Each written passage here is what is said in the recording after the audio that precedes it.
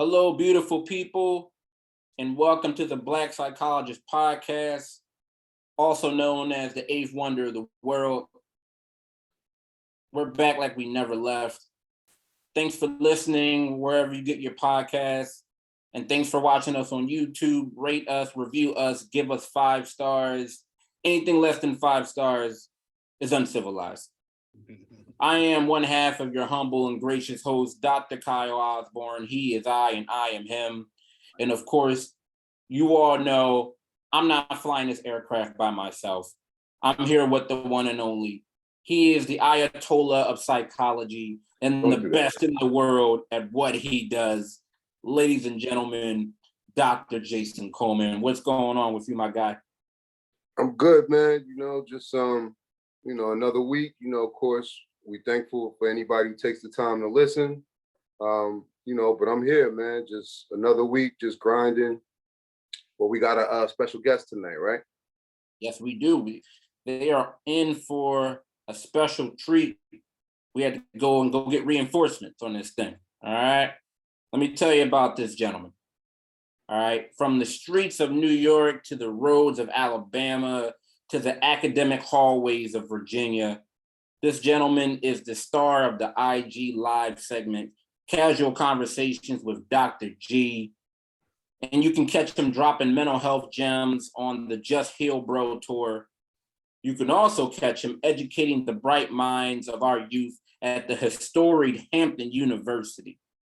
And now I want to take a little time out to highlight that particular esteemed position, right? Because we're not just talking any educator and professor, all right? This guy is the psychology department chair associate professor at Hampton University, y'all. And with over 17 years of providing clinical counseling and therapy to individuals and families, all right, I give to you Dr. OShan Gadsden. How are you, sir?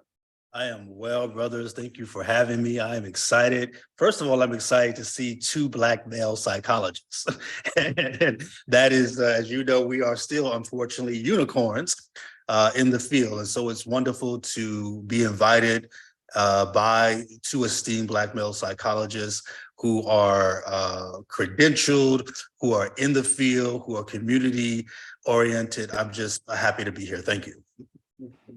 Well, we feel the same way. So welcome aboard. Definitely appreciate it. Yes, we are more than honored. I think that's an understatement. We absolutely appreciate you taking the time out of your hectic and busy schedule to take some time to hang out and communicate with us and break bread. So we really appreciate. I'm feeling the shirt that you got on there with the spiritual gangster. I peeped it. Yeah. This was a gift. From a clinician herself. And she, this is how she said she felt I emanated that energy. So she saw it and said it was you, Dr. Gadsden, and so she purchased it for me. So I appreciate this gift, and I wear it so often. I do. I'm liking it. Speaking of you, can you take some time to share with us your journey into the mental health field? As we said a little earlier before we got on, it's always fascinating how individuals such as ourselves arrive at our position, right? There's similarities, but there's some nuances and there's overlap, but everybody's road is different and individualized to what their background and what their experiences are. So can you share with us, your journey into the mental health field and how you've arrived at your current point? Well, I was actually in ministry at the age of 12, 13. I was on track to becoming and I did become an ordained minister within the Pentecostal faith, oneness Pentecostal faith, if anyone is familiar with that particular denomination.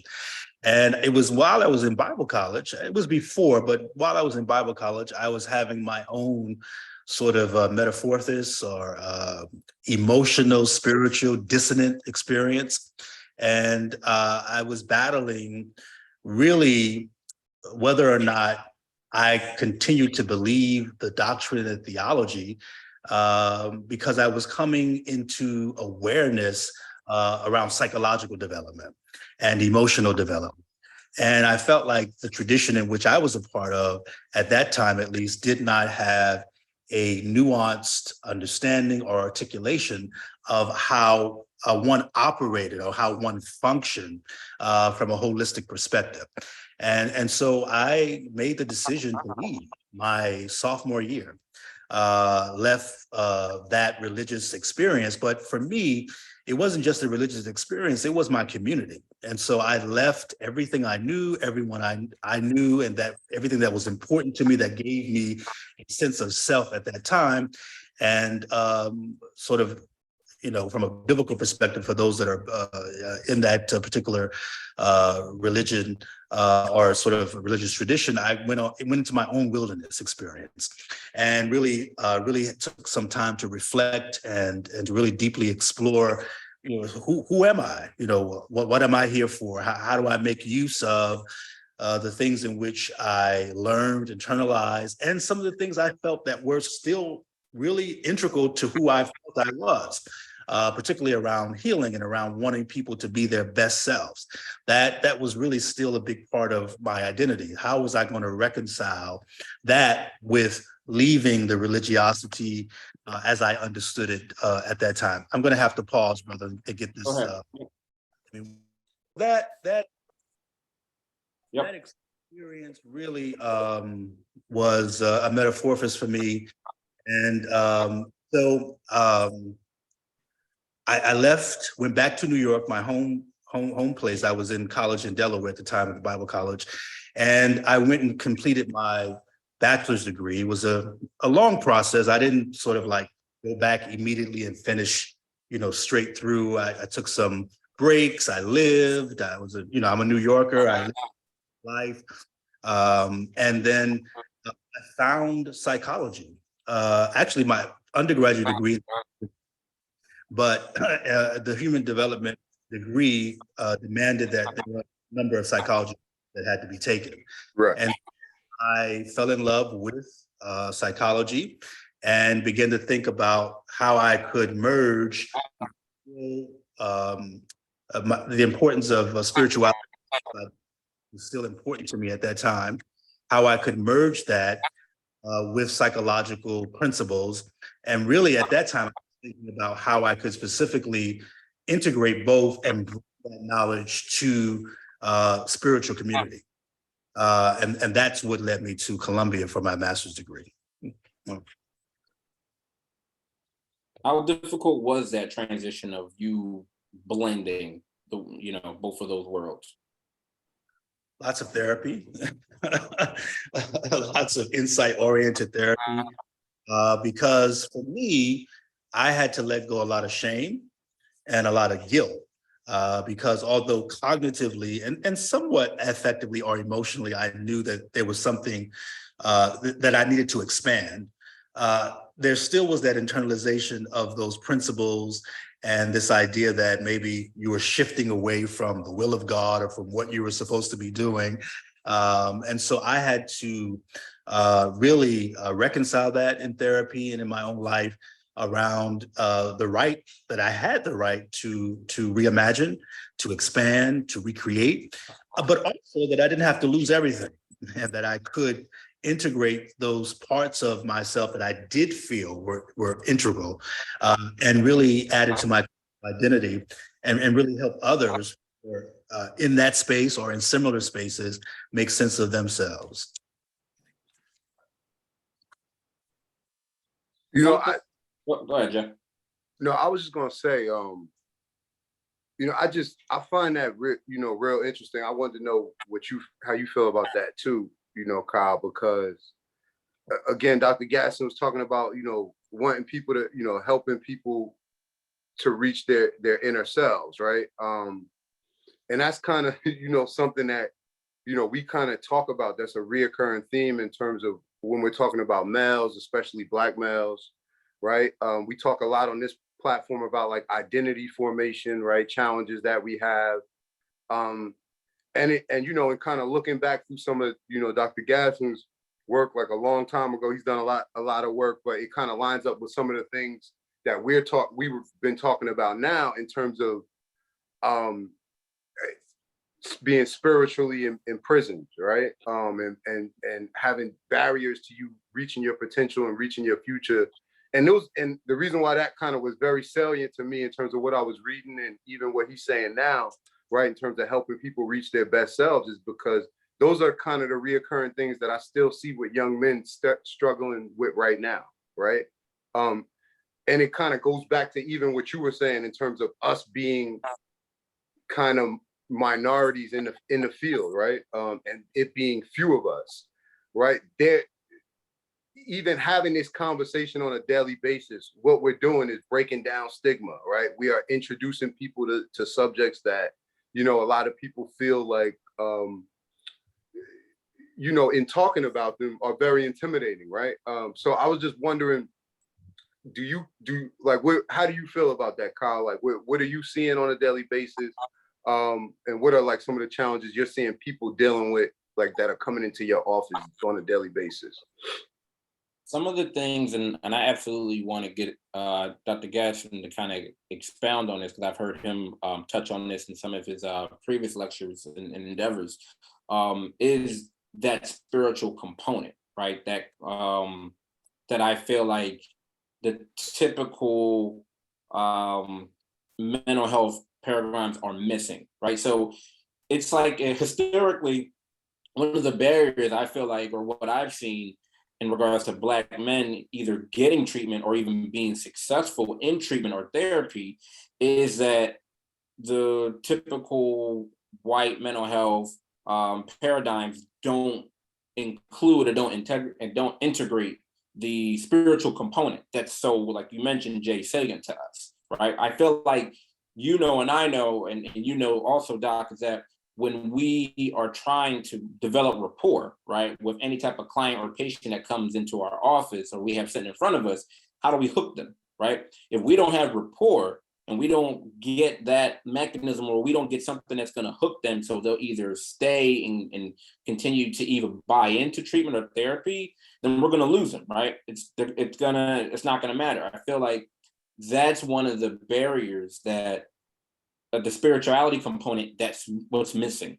And I would love to get your take on it, Dr. Gadsden, if, you know, to kind of expound, or if you agree, for the reason that, like, if you don't have that part that's speaking to us, because historically the spirituality component has been a part of our culture for years, right? We've grown up, a lot of us, in some form of, you know, or to some extent, if it wasn't church or spirituality or religion in our household, our grandparents or our aunt or whoever we went to go spend time with or spend summers with or whoever, you were in church, right? Even for the main two holidays, for Easter and Christmas, you were in church.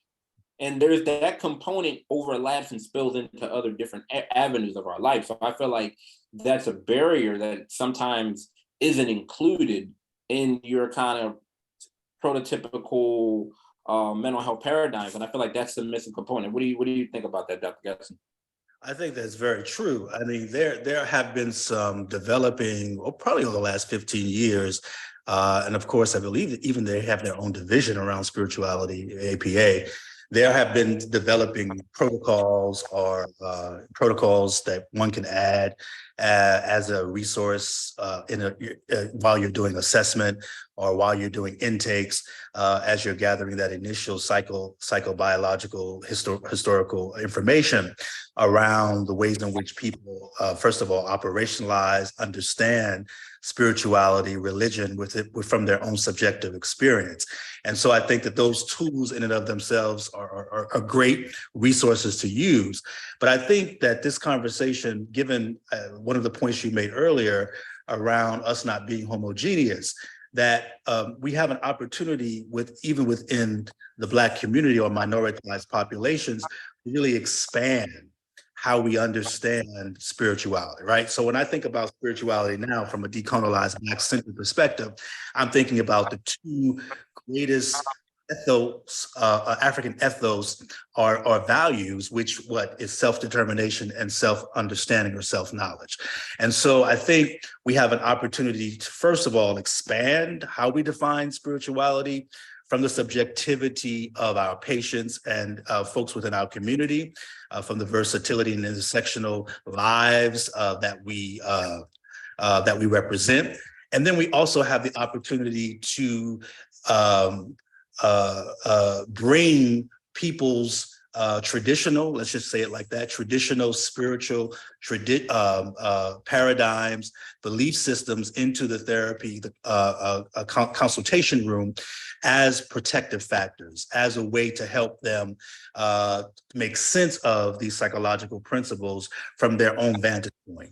And so I do think, obviously, from a collective perspective and from a historical perspective, that spirituality is obviously an important principle within the African American community, whether it's traditional, whether it's religion, or whether it's expansive, non-traditional.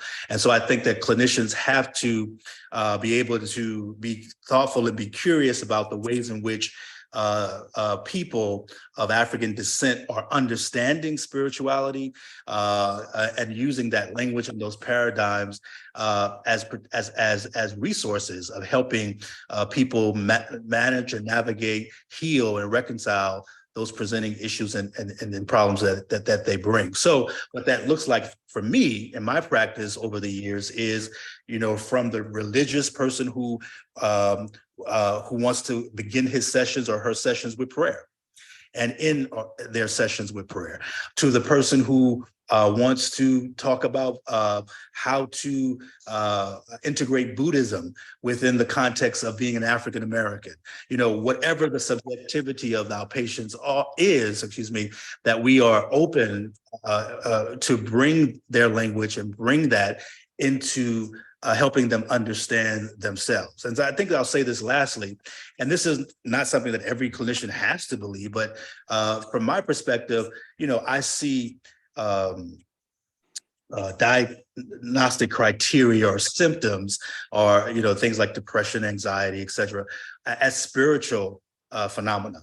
I see it. I see it as a conflict of, number one, not a conflict, but a reaction to and consequence of whiteness, and of colonization. And I see it, much of the symptoms and things that we call disorder as a function of being out of order in terms of our cultural identity, of not really being attuned to who we are culturally and who we are spiritually. And the manifestation of those things happen as depression, anxiety. And so for me, if I'm believing that paradigm, all things that the client or patient brings is good for the grist, right? It's important to really establish, to explore, and to deeply understand, and to help the patient create the most authentic self that they are comfortable with and that makes sense for them. Dr. Gadsden, I wanted to follow up on something that you said, because I feel like it's very important. And I feel like we're talking about two different continuums here, which is great. But what I wanted to get both of you guys' opinion on is, I think, like, us as people of color, I think it is our job to kind of bring everything into the room that will help our patient, right? So if we have a patient, that goes to the masjid, or a patient that goes to church, or I think it's our job to make room for that and bring that into sessions, right? But I think for all of us as people of color, I think we have some type of familiarity with some type of quote unquote like organized religion on that end. But I wanted to know what your experience was in terms of the other end. And I'm glad you mentioned Buddhism, right? Because my experience is, I'm a person, like, I'm very much into mindfulness. I appreciate yoga, I hiking, connecting with nature, and I still consider myself and identify as a Christian, right? So I very much have integrated those parts of myself. We still got Dr. Gadsden with us? Yeah. Okay. So I guess my question to you is, how do you see, mindfulness fit into that, especially in the aspect of like treating trauma? And when we talk about people of color, like, how does it play out in your interactions with people, right? Because I know that my experiences is, in my experience, it's like connecting mindfulness with trauma and, getting my patients to understand and embrace that it might help them. there's almost as much stigma around mindfulness and some of those, interventions as there is around, embracing mental health in general and understanding that as people of color, it is something that we deserve, the same way other people deserve it. So I was wondering, like, what's your opinion in terms of how mindfulness, fits into that? And, both of you, like, kind of how has it played out in your experience?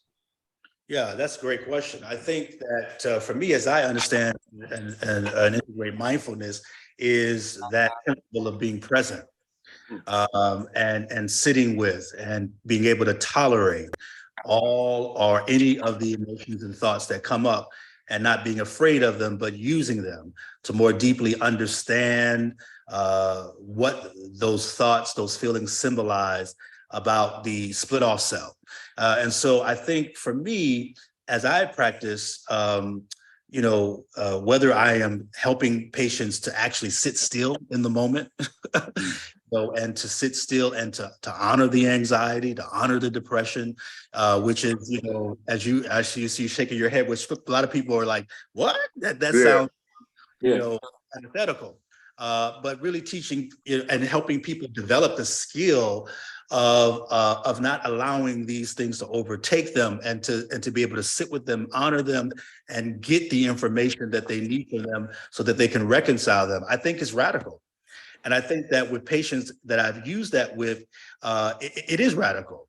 And so what I've tried to do, particularly to your point with folks who come from a more religious background, is to show them the transposition of that principle from their religious experience. So like, for example, the meditation or the mindfulness from a Christian perspective would be going in the spirit, yielding to the spirit, so trying my best with patients who have that sort of dissonance, or these principles might create dissonance, of showing them how there are quite similarities, even within faith, and helping them to merge that and then helping them to create a practice that is inclusive and comfortable, given their identity, given their values, and given those things that are important to them. I hope that somewhat answers some of what you're asking about. Oh no, that's enlightening, and it makes a lot of sense. It makes a lot of sense because it's kind of a simple analogy, but when you say that, talking about people with like a spiritual background, drawing those analogies is kind of, it makes me think back to when I'm talking to people with like a strict scientific background, and I'm kind of talking to them about things we do in a session, like diaphragmatic breathing and other things, and the physiological reactions of the body behind it. And then all of a sudden they understand, when you start talking about stress response and relaxation and all of these things. So, I appreciate that. I definitely feel and believe that it's the psychoeducation piece, right? Because I think that's what a lot of people struggle with.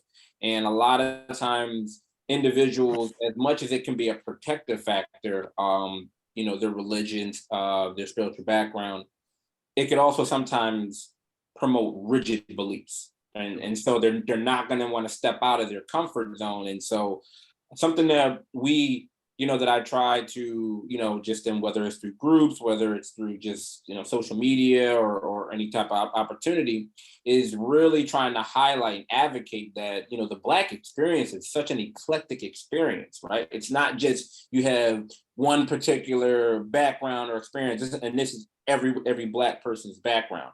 It's helping the clients and our patients understand that, like you just mentioned, absolutely, you could be a hardcore Christian, and absolutely, here's the concept of mindfulness. And like you mentioned, all right, how do we integrate the two, right? How do you assimilate this into your already kind of established kind of cues and framework? And when you start to make those similarities and say, hey, like mindfulness is, you assimilate to like prayer, right? Or you kind of, it's that meeting them where they're at and kind of a speaking into a language that they can get involved with, or that they can kind of, like you mentioned, Jay, when you're speaking to someone that's coming from the medical or scientific model, and then when you kind of bring in the diaphragmatic and you start utilizing, human anatomy, physiology type of terms, then they get it.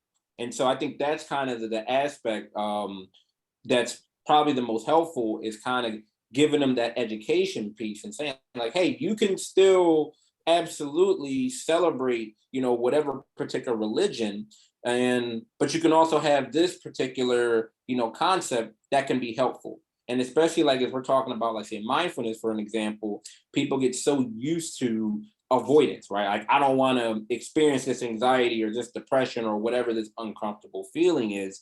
So it's just trying to have them, again, like you mentioned, be in the moment, also without judgment. And that's the difficult part, like, because we're in our analytical mind and we always want to judge, we want to avoid, we want to escape this discomfort. And that's the difficult part.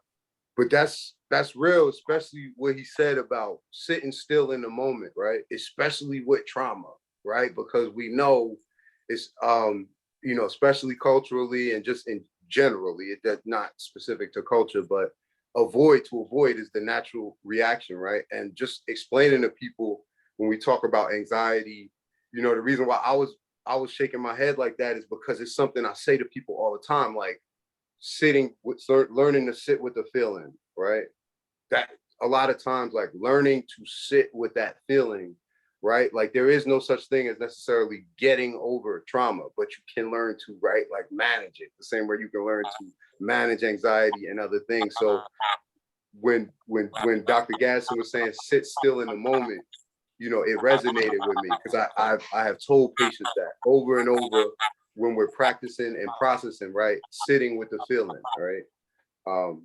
So I think also we as clinicians also have to be open to, all right, what a patient, they're not going to just come in, especially if there's someone that looks like us, it's not going to just be as far as their religion or spirituality. It's not going to just be one or two things. It's not going to just be Islam or it's not going to be Christianity, right? Like you mentioned, you can have individuals that are Jewish. You can have individuals that can come in that are going to be, like you said, Buddhism, like all these other different types of spiritualities. And then also, I think the education piece that religion is not the same thing as spirituality, right? And helping them distinguish that. So, because sometimes it's that, like you mentioned, Dr. Gadsden earlier, it's the guilt, right? When you're so fused to something that's been a part of your value system for such a long period of time, and now you're teaching me, or now we have this other different concept that sounds like religion, but it's not religion, or it's like, and they don't have that kind of understanding what the distinguishes the two, and now you can still celebrate this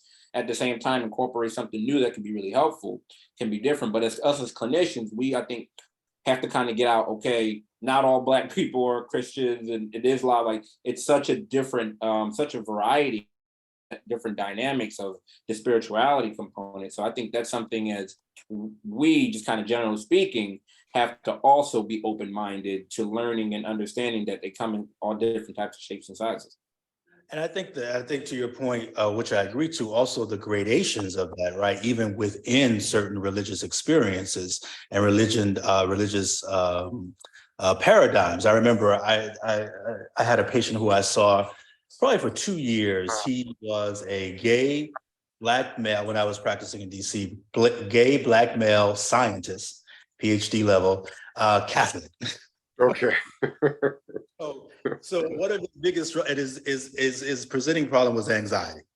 Anxiety, around performance and around selfhood, and some of the sexual orientation piece because he had just come out. But you have this guy who is a scientist, brilliant, who is coming with this linear thinking in many ways, but all very rigid, very black and white, and then Catholicism, right? And he understood it and even practiced it from that rigid sort of positionality. But then he was also big into reparations. So there was so he was a Black Catholic. And so what Black Catholicism meant for him was very different than white Catholicism. And so like those gradations as well, I think is very important for us to take into consideration around not making lots of assumptions, because I went to Catholic school and had a Catholic background, but certainly the way in which he practiced, understood his sense of self, his religious sense of self, his spiritual sense of self was so the culture was so woven into it that it couldn't be separated. And so what he looked like as a Black Catholic gay man look very different than maybe a heterosexual Black man who also practiced Catholicism as it related to all of these other intersections of identity. So I think when you bring all of those things into it, we as clinicians have to just continue, as I know you brothers know, to just listen, to not be quick to give a solution and not be quick to conceptualize, but to allow the joining of the patient, as we talked about, the rapport, to give us different aspects of who is sitting with us and allow for that unfolding to happen moment by moment. Yeah, there are so many different variables, like you mentioned, with an individual that comes in presenting with so many different interchangeable pieces, because even the symptomatology could look different, right? Like, so for the individual that you just presented, their anxiety could present totally different than, like you said, if that person were white and heterosexual, right? It might look like some type of, more physical or somatic type of complaint. And like you mentioned, it's kind of taking that step back. Okay, let me look at all the different variables of what this person is presenting and along the spectrum in each category, right? Because like that is what diversity is. That's what being culturally competent really looks like, is when you're taking in consideration about, okay, this individual is so multi-layered and has so much going on, but it's not going to look like, your textbook, this is what anxiety is. Because they may come in and say, hey, I'm experiencing this, and it can look completely different than what, like you said, our criteria of as far as we're going to conceptualize or come from. So you really have to be, continue to stay up on the jargon, continue to be open-minded, continue to read, and be patient, because that can be tough too.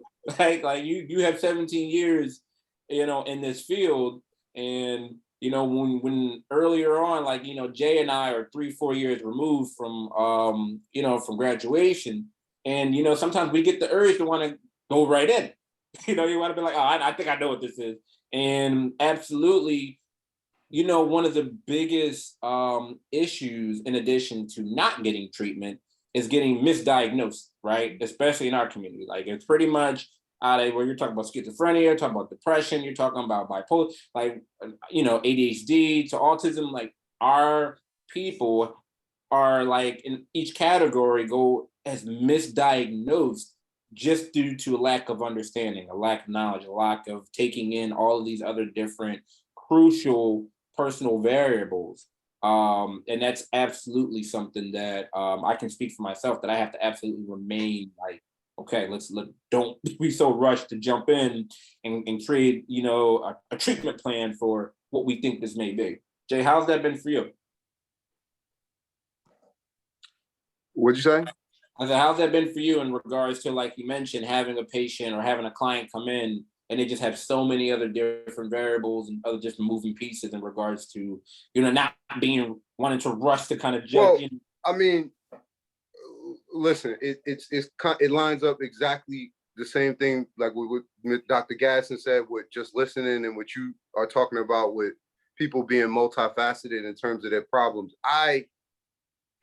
Listen, one thing I mean, it's kind of like a joke, even though the issues that we deal with are very serious, right? Like the last thing I do is prejudge a patient, right? Like, I open the file, I read it, right? And then I know an issue is coming in, and then I kind of erase my mind as to what profile of person I think is coming in, because the times that I have allowed my mind to go there, like, this person might be resistant. This person may talk to me, may not talk to me. It's always different, right? Why? Because as we all were taught and as we learned, depression doesn't just walk into your office by itself, right? It's going to come wrapped in a certain, blanket, or, wrapped in a certain cloak, touched by this, touched by that. And especially for me, because again, when we deal with abuse and neglect, trauma in general, when we talk about our community, right, there's always so many layers, whether it's generational stuff,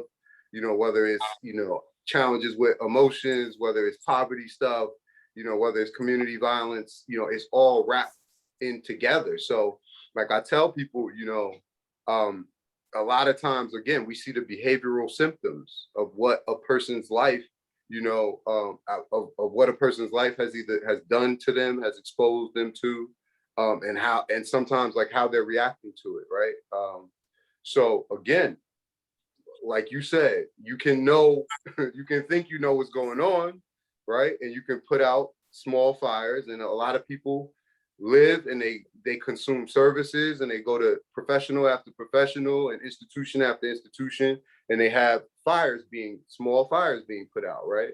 And that's why a lot of times you have people screaming and crying for people that are culturally competent, right? But what they're really saying is somebody that will listen and take the time to kind of peel back those layers and understand kind of what is the root of the cause of the problem, right? And unfortunately, with people of color, it takes more than a rudimentary understanding, right? You got to understand it. You got to understand foundationally, like what makes people tick. What are some of the things that impact us? So, I agree with that, right? Culture is one thing, but when you add trauma to it, it takes it in a whole different place, right? In terms of just diagnosing depression or just diagnosing anxiety. I don't think I've just diagnosed anything ever. You know what I mean? There's always 100 Z codes and V codes, because it's never just one thing that's clean. I make the argument. I created a model, transposed a model from PVST. Margaret Spencer created a model called PVST, phenomenological variant epistemological theory, and I transposed it to the Black male-centered perspective. And I make the argument that most Black boys, their developmental, even across the developmental lifespan, but certainly their primary developmental lives are full of trauma, and that Black boys and often did not get an opportunity to navigate a normal developmental trajectory that was devoid of logical, familial, systemic trauma, whether that's proximal or distal. And so when you talk about trauma, I think that, to your point, it's a curative thing. People get an opportunity to have a different experience, because often Black men, in particular, Black folks in general, are not validated, are not seen, are not given space just to breathe. And so, to your point, when you allow a space like that for folks who have experienced all types of trauma in the consultation room, where they can just sit, many patients that I've given that opportunity, it feels weird to them. So I'm just going, yes, we can take just 50 minutes. I'm going to bill you, but this is you can just sit. And for many of them, it's radical, but it's also curative, because what we're doing is not only are we allowing them the space to reconcile things, but we're teaching them a new way of being, giving them a new paradigm of possibility, that I don't have to rush, I don't have to keep struggling, I don't have to perform, that I can take this new affective experience that I'm having in the room with you and apply it to different relationships and to different places in my life, and take ownership in a new way, where I get to recreate the ways in which I'm going to feel, the ways in how I'm going to experience myself, and how I'm going to experience other people. Now, that's not an automatic process, right? It doesn't happen automatically, but it is a beautiful process when you get to watch patients who you've seen for a year or months come to a place of not just reconciliation, but recreating the pattern of being, or creating a new pattern of being that they didn't start with when they began therapy. It's such a, when I tell people or kind of try to explain it to them, like it's a foreign environment that we're putting individuals in, right? Because like you said, they're always from day one, from being young, and depending on what type of childhood or situation that they're in, their development gets totally disrupted, right? From so many other different avenues and they're being told, okay, this is what your life is going to look like, right? This is what you can expect, whether it's coming from either a lack of a Black role model or male, or whether it's in school, whether it's going through all these other different types of aspects of, institutionalized racism. It's, their development, they just don't have that opportunity, like he was mentioned, to actually have a fully developed fundamental, childhood and be able to hit those benchmarks. And so, it's funny and always interesting when I tell people, like, yeah, they're shocked when they come into a space where we're just like, oh, you can take your time, you can say whatever you want, we're going to be here. I'm not forcing you to talk. I'm not, you don't have to do this, not rushing you. And it's like so foreign. Like they look at you like you just asked them some type of difficult arithmetic problem or something. And they're looking at you like, oh, I don't have to say anything. Like, no, listen, you can say whatever you want to say. We can start wherever you want to. And like you mentioned, as you see them evolve, as they start to buy in, they start to learn some of these other different, skills. It's like you get to see like that self-actualization. One See it, they get there, and it's a great thing. It's one of the most rewarding aspects, I think, of our field. I think one thing I would add to that is it also, when you provide that space, right, and you provide the safe space and you can grow to become the safe person, right, I think it also exposes our deficits as a culture. And what I mean by that is what we do to our boys, our males at a young age in terms of stunting like their emotional growth. And I'm not talking about intent, because I do believe that we care about our children, but in general, in terms of treating young boys like they're men, right? And I don't know how everybody else experiences, but we talked about this in terms of watching it play out in the waiting room, right? We all know the old analogy where a 4-year-old girl and a 4-year-old boy fall, and we're gonna go pick up the little girl and we're gonna wipe her tears, and we're gonna tell the boy to stand up and be a man and stop crying, right? And I think you see, you kind of see that you reap what you sow when we have 40, 50-year-old men that are in our office, right? And we have finally created the space where things are safe and the environment is safe and the person is safe, and they don't have the skills, right? Either to express themselves, right, or to properly relax and self-soothe, right? Because either they've never been taught or they've never felt comfortable enough to do that, right? Without feeling like it impacts their manhood or identity somehow.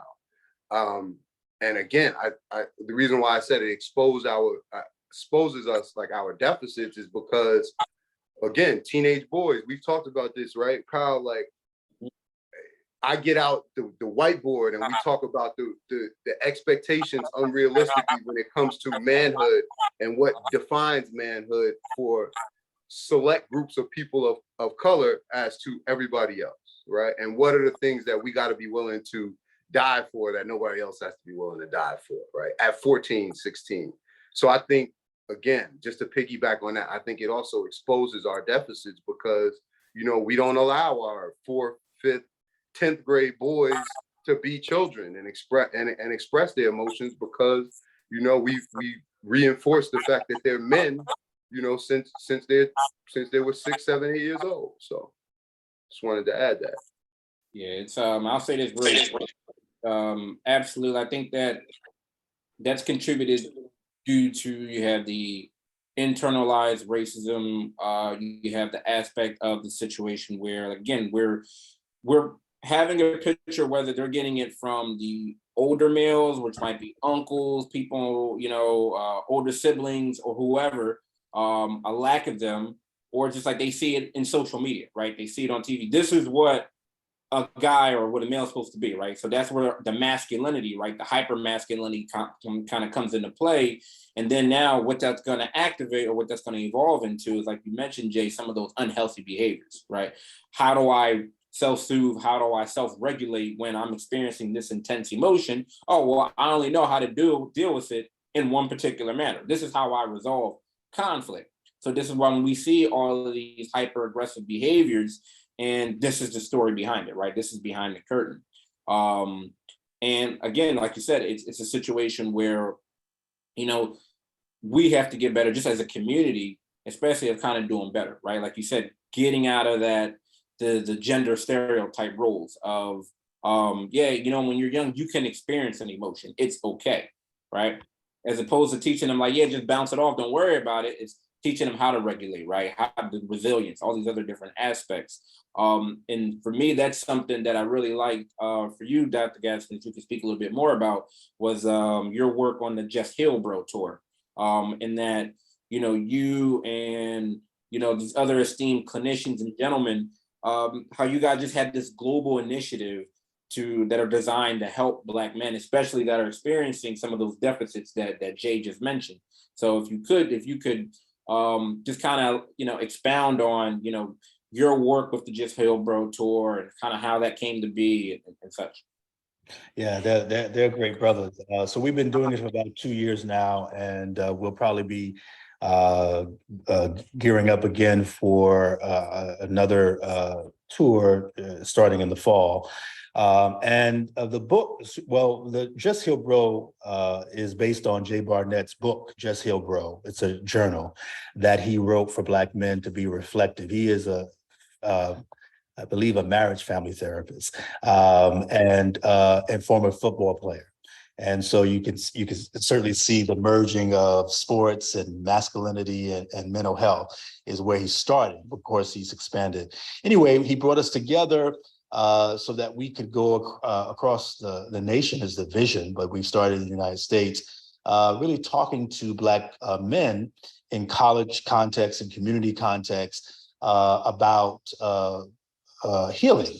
But before we could talk about healing, what we use the platform to do is to really help Black men articulate or to bring to consciousness some of the thoughts and experiences that they've repressed, suppressed, are not deeply thought about, or thought that no one else experienced them as well. So that's why we have a multitude of us on the stage, because obviously Black men are not homogeneous. And so we come at it from different vantage points, and our stories, our experiences speak to many of the folks who come to these events.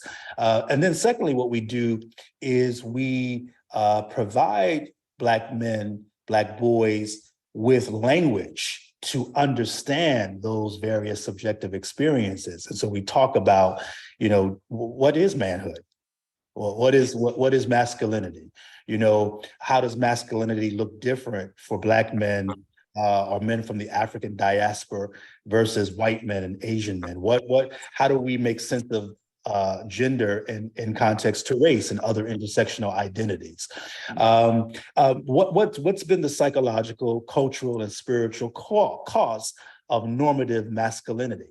You know, and that socialization process, which I believe is ongoing, regardless of developmental age. Black men even are still being socialized, depending on the context, to understand their masculinity or perform it. And so, you know, what does that mean for you? How have you internalized it? How have you made sense of it? How does it impact your sense of self?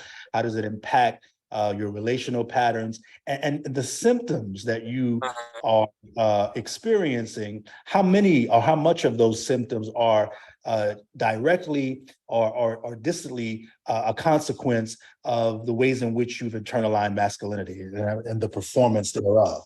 And of course, we broaden it as we've continued to do the tour, looking at, we can't depoliticize trauma, and we can't depoliticize identity. What are the ecological and oppressive intergenerational barriers? Jung calls it the collective consciousness or the collective unconsciousness.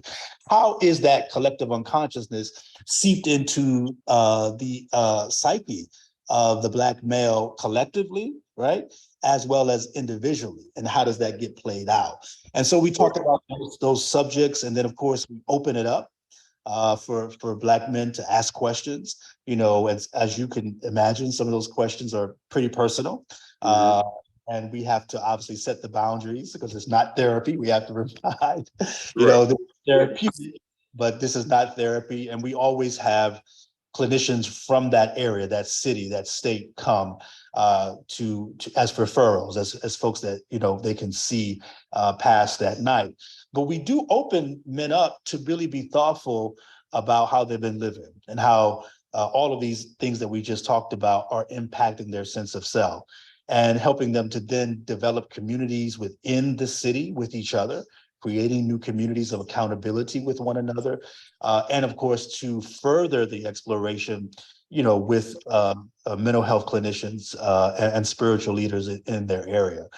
It's been fascinating, man. We started at Norfolk State University. We've been to the Ohio State University, Oberlin College. We've been to Temple. We've been to Philly as well. We've been to University of Tennessee, Tennessee State, Fayetteville. I mean, we've been to so many universities and so many towns. And it's interesting to see people who seem to follow us, who have been at one of our events and then follow us, and they come back the next year. I remember one guy came to me, he said, Dr. Gadsden, I was going to kill myself the first time that I came to a Just Heal Bro tour. I was literally, this was my last, I had said in my head, he said to me that I was going to hear what you brothers had said.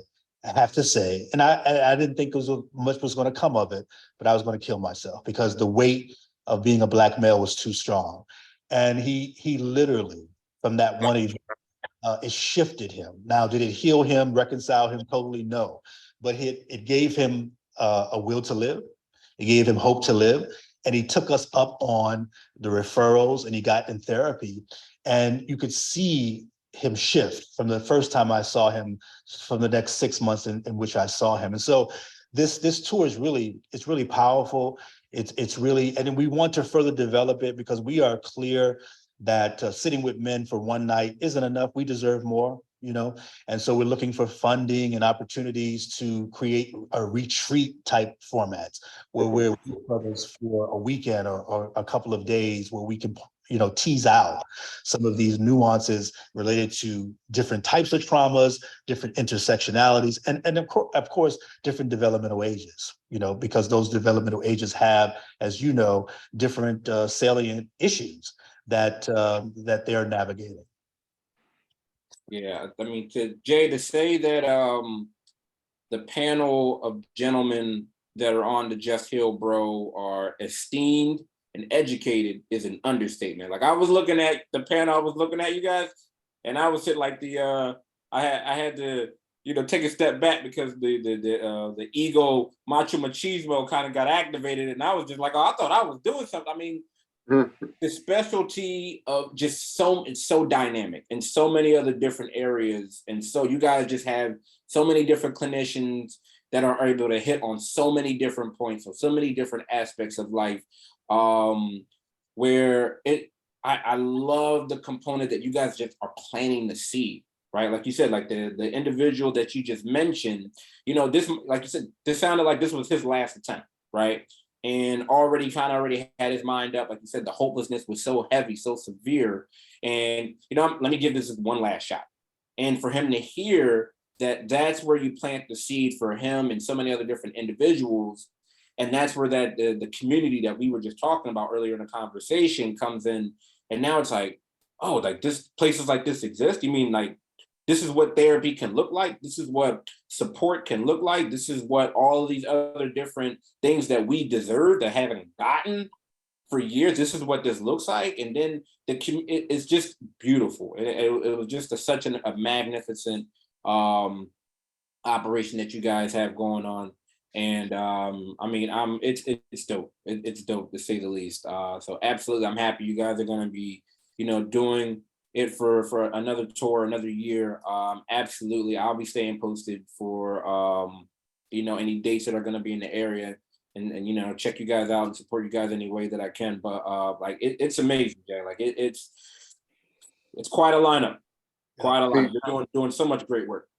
The one thing, you know, well, the last thing that was very salient, you know, that Dr. Gadsden said, and I'll leave it here, is that he was using the word deserve, right? And I probably use that word 10 times per week. right? And it's always, when we're talking to families of color, it's always related to some type of trauma that they're trying to sweep under the rug and move past, right? And we have to understand, right, when trauma doesn't affect one person, right? So if a child gets sexually abused, right, mom is affected, the siblings are affected, right? But deserved, right? How many times do I have to sit with young boys that experiencing depression, young girls who are shouldering sexual abuse, right? And talk to them and talk to their parents about how they deserve therapy. They deserve not to have to move past it tomorrow and just go to work, right? How therapy is not just for white people or people who are rich, right? Or people who happen to be poor because they're forced into it, right? We deserve that attention. We deserve that space. We deserve that time to heal. So that's what I'm going to end with, right? Because that's why that part was the most salient to me, because again, we break down stigma every day, but I can't tell you how many times I got to stop my interviews and just talk to a person or a family about how they deserve treatment. And it doesn't make them weak. It doesn't make them less of a credible victim. It doesn't make them less of a man. They deserve it. So we'll just leave it there. That deserve piece, man, that's very powerful. And in the sense of also, wow, that that not only do they that they deserve it, but that, demystifying, as I know you both continually do, that therapy is not just for chronic, issues that, we see in the media, depression or, suicide or, Right.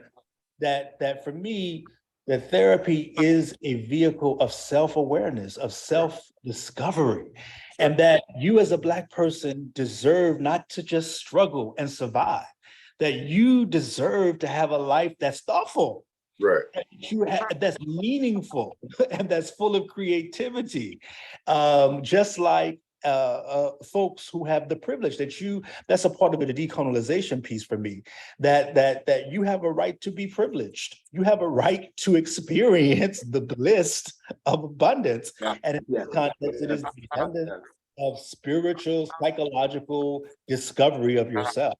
And I think that can't be understated. And I'm glad that you're saying that on a normal basis.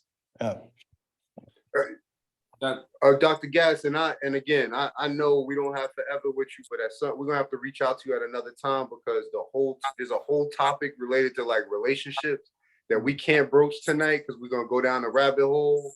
But there's a whole bunch of topics, notes that I got written down, things that I just want to, talk to you about. So hopefully, you can make some time for us at another time, no matter when it is in the future, and we can kind of talk about relationships and culture and mental health and those things too. Ooh, absolutely. Dr. Gadsden, I can't say this enough, how much we appreciate you making the time to converse with us, to just inform us, to make us aware of, all the great work that you're doing. Is there anything else that, you have coming up that you would like to let everyone know? Any endeavors, any other different engagements? Please promote it, get it on, let everybody know. Well, I am doing the lives, as you mentioned, casual conversations with Dr. Gadsden every Thursday night at 8:00. And of course, once I, put it on YouTube, my YouTube channel, be rebroadcast and seen at one's leisure. And so just join, that. My Instagram is Dr OSHAN GADSDEN.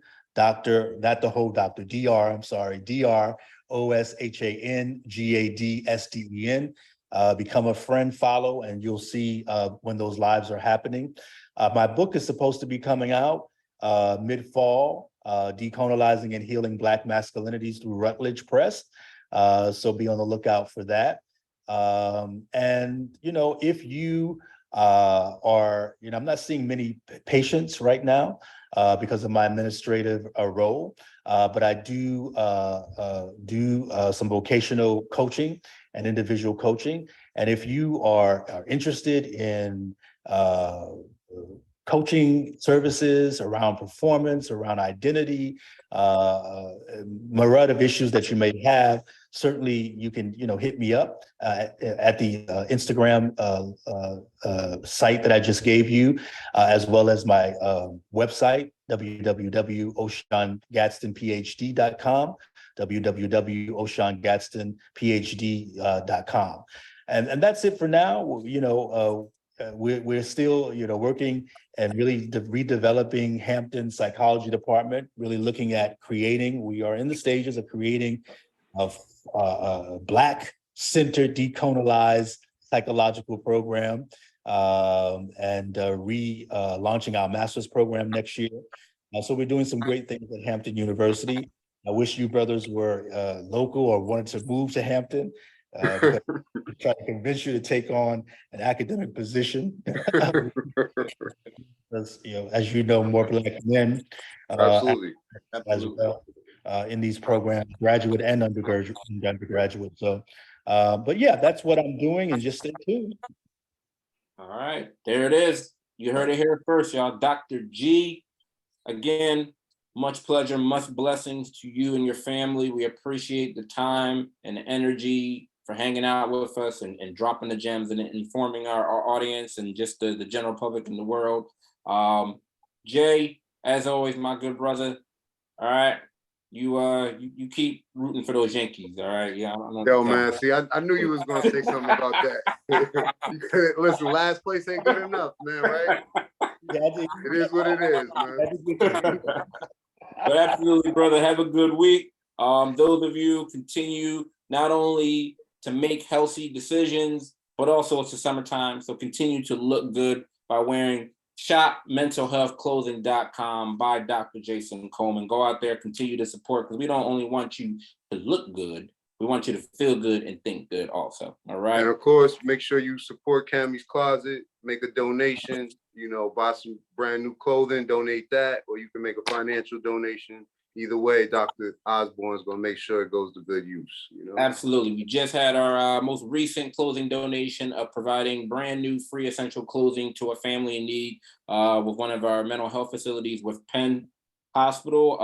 Last week, went successful over 50 items, 50 brand new clothing items donated to a family in need. So, yep, Cammy's Closet Community Clothing Project. It's doing well. We'll continue to move along. So, again, Dr. G, appreciate you being here. Much love and blessings to you. Jay, until next week, my friend. And to everyone else, wish everyone good mental health. All right, bro. Good night. Good night.